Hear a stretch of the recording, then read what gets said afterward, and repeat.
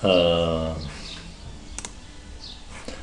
Bones, vaig explicar-vos un poc com funciona això perquè puguem fer el nostre pad que volem fer en la firewall de Linux, que en aquest cas és cptables, que ve per defecte en els kernels Linux a partir d'una certa versió. D'acord? Vale. Primer de tot, el primer punt ja ho tenim configurat de les anteriors fases i anem a activar el NAT aquí. Aquí primer de tot simplement el que fa és un script Linux, vale? Això en principi de som hauríeu de saber, vale? I vaig explicar les línies que fa aquí perquè entengueu la sintaxis, vale? Per tant, què fa aquesta línia? Mitjançant el comandament iptables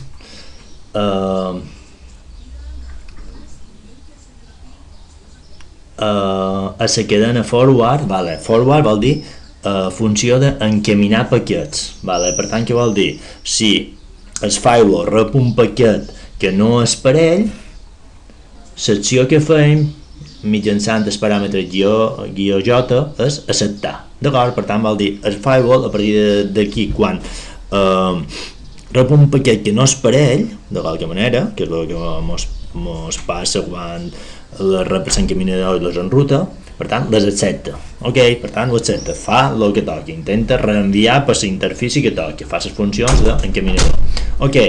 I a partir d'aquí són les regles que fem, i en aquest cas afegim regles a la taula de NAT, vale? En el nostre cas seria PAT, de qualque manera, però aquí a nivell general Linux li diu NAT. Per tant, primer de tot, volem afegir una regla a la taula NAT, d'acord? Això, -a vol dir afegir. Quan? Post-routing, després de l'enrutament, per tant, quan el paquet està a punt de sortir per la interfície de sortida, faré una acció, d'acord? Per tant, després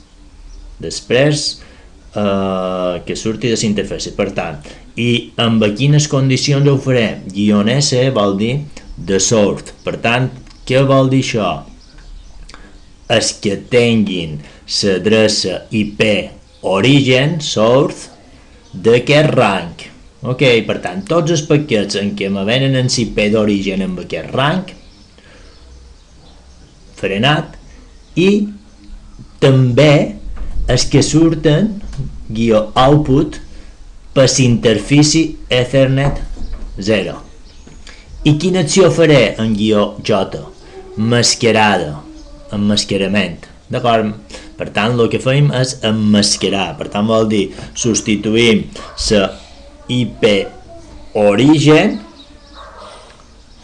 per la IP de l'interfície de sortida, que en aquest cas seria aquesta, d'acord? Per tant, seria el concepte de PAT, vale?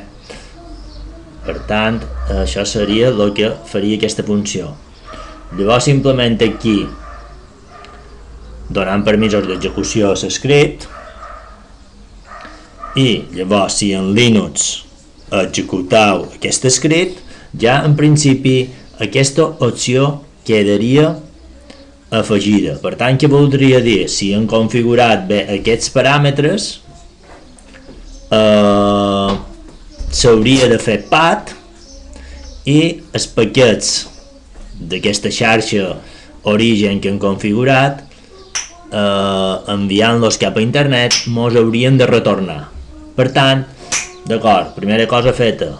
Llavors el que mos quedaria que és afegir altra regla com aquesta, per tant, afegir una altra regla aquí davant en l'altra xarxa, d'acord? Perquè també emmascaràs i permetries que d'aquestes dues xarxes faguéssim el PAT, d'acord? Tota la resta d'aquí és de qualque manera com configurar i que quedi a nivell del sistema tota aquesta activació dels firewall i que funcioni d'aquesta manera, d'acord? Vinga, gràcies. Adéu.